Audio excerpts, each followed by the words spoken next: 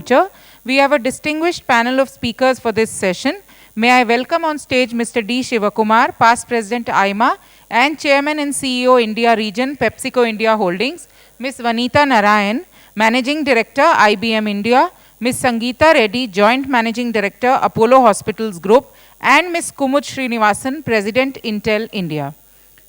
May I request Mr. Shivakumar to conduct the session.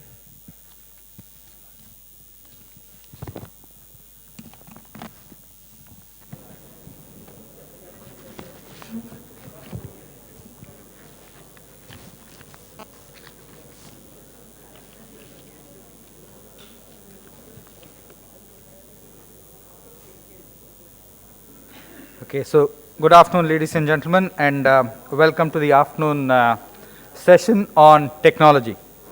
I have three wonderful women here, so I think Rekha and Preeta, for all the arguments I've had, they decided to give me this role to see if I stand to live another day. But when we think of women leaders, we traditionally think of the banking sector in India because they have a number of CEOs. Little known fact that the technology sector has just as many CEOs, and two of them are here today, which is Kumud as well as Vanitha, and Sangita, of course, who is Preeta's sister. I'll do a quick introduction of them, a few lines, and then I'll set up what we're going to have, and then I'll keep quiet. Sangita, Joint Managing Director, the Apollo Group, part of the Apollo Sisters as they're called, run HR, run operations, part of the World Economic Forum, and she's on the Technology Development Council for the Government of India. So a big round of applause for Sangita, please. Vanitha, Managing Director of IBM. She joined IBM in 1987. Long years, she worked abroad, and now she's come back here, appointed 2 years ago to this role. She's part of the IBM Values Team, Integration and Values Team, a team specially selected by the IBM Chairman, and a round of warm applause for Vanitha, please. Kumud Srinivasan, President, Intel India, joined Intel in 1987, outside of India, originally from Calcutta. Rich history in Intel. She's on the advisory board of the School of Information Studies at Syracuse. A warm round of applause for Kumud, please. I asked the three of them, who is somebody you admire the most? Okay, a good question to get going and for you to know how they think.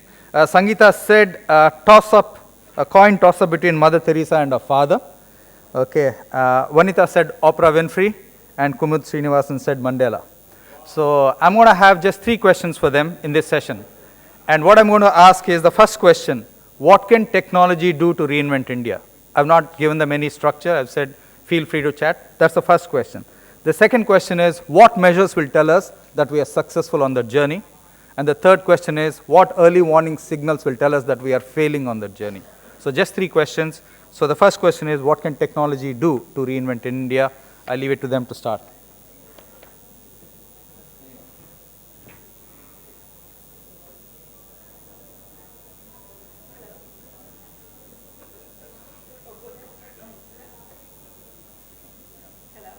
Can you guys hear me? All right. So thank you, Shiv, for the introduction. We talked about growth, whether it's 8%, 9%, 10%, whatever growth it is. I think we're looking at growth, and if you're looking at sustainable growth, and if we're looking at leapfrogging, I think digital is not an option. It has to be within the fabric of everything we do. So when I look at the different elements of what are the foundational things, we can talk about commerce, we can talk about retail, and clearly we're now seeing a lot of digital in that space. And the good thing about it, other than giving us more shopping choices, is access. So more Indians are going to get access to goods and services than ever before. So it improves reach. But again, at an economic level, it reduces cost. There's probably about a 30% improvement when you're using digital mediums to serve or in your supply chains across the board, your market. So there is a fundamental value proposition there. But if I step back and say, what is going to drive the sustainability? We talked about employment. And for those of us who are in the technology business and we talk about the growth of India on the back of IT services, the key issue going forward to keep that growth and to move into new areas is a qualified workforce, is a workforce that will continue to be on the cutting edge of technology. And that means improving the quality of education and the reach of improved quality education. And that's where digital comes in again. So today, with the brick and mortar educational system that we have and the number of schools we open, we frankly don't have, the supply-demand equation does not close. And when it comes to, again, I think one of the earlier panels talked about, do we have enough good teachers? Do we have enough classrooms? The right curriculum? So we are actually starting doing research in India. We've got some people from our Watson labs here, because when we look about the next level of education, tailored education, personalized education, employable education, this is something I think we have to invent and we have to scale, and that creates the workforce, a qualified workforce that can now actually contribute and participate in a digital economy.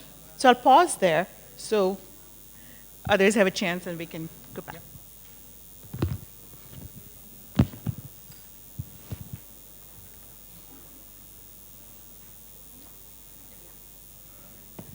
Good afternoon. I think, Shiv, first, yeah, we should congratulate you for that really brief introduction. So you didn't really go into so much. And yeah, thank you for that. Didn't read through 3 long CVs. But more importantly, I think the framing of it. The biggest thing that I would really look at in terms of what technology can do to India is a whole sense of empowerment across the board. And if I look at the major changes happening across the country, a few things that really stand out for me. I think the combination of the UID, which can be the beginning of an identification and a right for everything. So it's a right to food, it's a right to health, it's a right to education, and the UID being that main framework for that. The second one, I think, is really the right to information. And the RTI created an empowerment of the common man to say you have the right to question. And when you combine those two with this new ability of pervasive knowledge, whether it's, the Salman Khan Academy, or just the fact that anyone on the street can actually Google and have access to information. So the huge divide in India was really between the educated and the uneducated class. And then the divide which was coming up was really who has access to digital or not. And thankfully, whether it's a combination of the enthusiasm of India in terms of technology, or mobility and the pervasiveness of mobility, the growth of the smartphone, the accessibility, I think digital and its benefits are going to become available to everyone. And therefore, the digital divide will not be socio-economic, but the digital divide will be generational. And unfortunately, few of us are sitting on the wrong side of that generational divide. Our children have not grown up without technology. And when we tell them that when we grew up there was one television channel, they say, oh, you mean there was only one cartoon channel? They cannot imagine a world that had just one channel.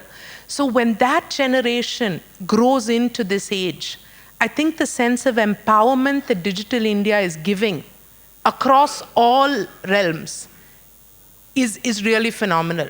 And the one thing, because of the background that I do have, that I must call out on, is the fact that I hope that the empowerment is also healthcare inclusive. Because healthcare is the one area where pure digital is not adequate. There needs to be this beautiful combination between what can happen in a technology-enabled healthcare environment, but there also is a tremendous brick-and-mortar environment, and it's not remote. So with these few kind of opening remarks, I just want to say that I believe that the future of India is bright, that digital will become adopted not just as a vertical where, smart women like this work, but as a horizontal across every industry. And it will become this horizontal, which can give India an equalizer effect globally, and therefore allow us to leapfrog some of the disadvantages we've had and really take our place among, the brightest and the best in the world, as we have done in the technology field.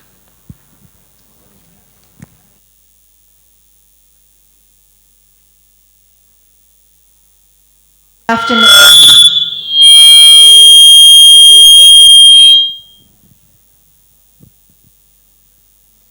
Sorry about that. So good afternoon. As Shiv mentioned, I joined Intel in 1987. What I want to share with you is of the 27 plus years that I've been with Intel, almost 25 years I spent in the IT industry. A good portion of those 25 years was in the area of manufacturing, where I worked on the automation of the fabs. Fab stands for fabrication unit, where we make essentially the transistors that go into the computing devices. I actually started with a project to make a fab in New Mexico go paperless. And when I left the world of manufacturing in Intel, it was transitioning our fabs to 300 millimeter wafers. And because of ergonomic reasons, that demanded essentially complete automation. The reason I share this with you is because I saw firsthand the benefits that technology brings to manufacturing, and then later on I saw that in the enterprise, the office environment, as well as the chip design environment. I think it's a given that digitization and technology brings cost efficiencies, brings scale, brings in a social context, transparency, brings equalization. And so it is a huge transformative agent. In fact, in India today, I think we are already seeing the impact of that.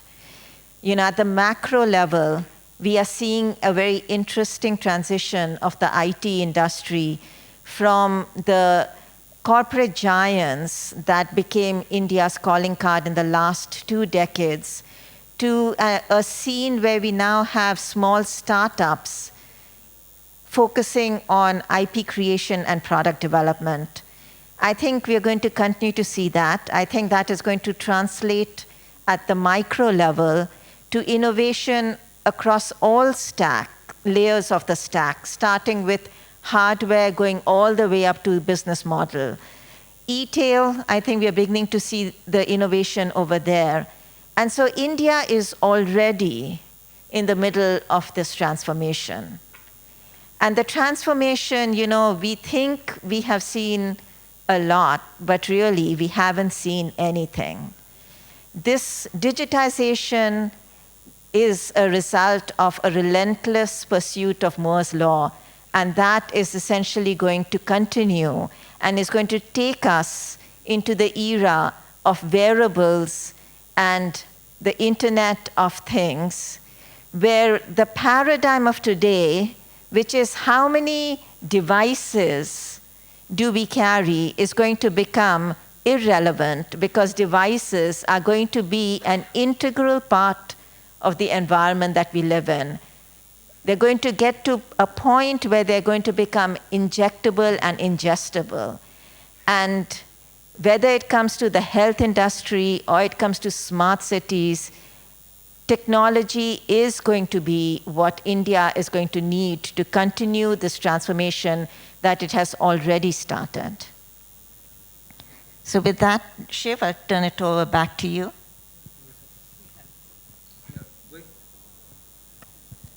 Going back to my second question, what measures will tell us that India is on its path of reinventing itself via technology? So if we go back, Kumud's last point on devices, piece of trivia, there are more smartphones and tablets that are purchased or sold on a daily basis than there are babies born in the world today. So when you look at how fast, in the adoption of technology, it will have an impact. Communication, and as Sangita aptly pointed, you can never deliver medical services just with technology. So you have to work with local teams to understand diets, to understand patterns, to understand language. But this is about, again, access. It's about getting access and giving access to more than people would have otherwise had in the normal structure. Entire circle or the cycle of revolution that has to happen at the back end to ensure that no Indian goes to bed hungry, that would be one level of achievement that we have arrived. Another dimension, I think, is if our infant mortality and our maternal mortality rate went down, because if you say that out of every 10,000 births that happen, 40 women die while giving birth, and the percentage of institutional deliveries happening is less than what's happening even, in neighboring countries. And I know our friends from Pakistan are here. So if our primary healthcare sector evolved, and there's a multitude of things that would happen around that, a personal health record, and we have to get into IT.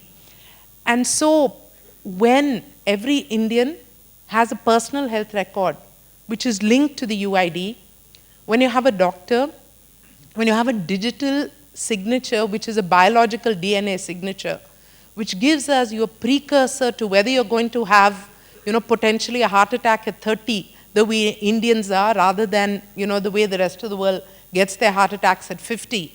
And we can program into your lifestyle, your food, your diet, your environment in the nicest of ways, not being intrusive, but in the nicest of ways, in a personalized, unintrusive way, and improve quality of life, health of citizen, because, again, proteomics, genomics, DNA, stem cell have all changed the way we look at healthcare.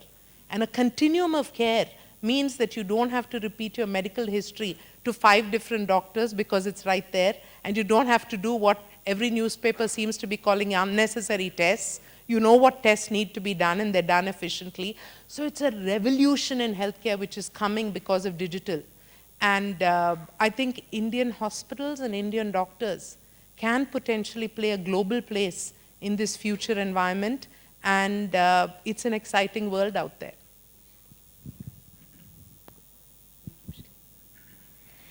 So I think I'll bring it somewhat nearer in horizon, and I will say that if in the next decade we have not created a manufacturing sector in India that matches our strength in software and services, then we will not have succeeded. If you look at the last couple of decades, while these corporate IT giants were creating software and services industry that is now has a global market reach, manufacturing in India actually, I think, slid back. And today, I think we all know that we are spending a staggering amount on the import of components, electronic components that go into these computing devices that we so love here in India. That import needs to slowly start translating into a manufacturing sector that is not limited to just fabs. I think it is very good that we now have some movement in the area of fabs, but I think we need to go well beyond that. I think we need to look at the supply chain that is behind these components that are getting imported, so that we can go beyond just the rudimentary assembly that we today have inside India and start manufacturing the components and then eventually the actual devices. And this is not going to be easy, but it is not impossible either. We've done it in the past. The auto industry is a proof point that we can do it. It will require very careful orchestration and partnership with the government so that we can get all of the right incentive structure in place, and we can get the infrastructure that will be needed to make this happen, and we can get industry excited about investing in this area. But without it, I don't think India will succeed in digitization. There are no restraints or constraints placed on them. And they competed in the world at a global level. For a digital economy, there's something that is very, very foundational. A digital economy doesn't have geographical borders. A digital world is, in that sense, borderless, and it is based on free flow of data. Now, that data can be any kind of data, right? Obviously, I'm not talking about you don't have to take national security data and move it out. But if we started to put constraints around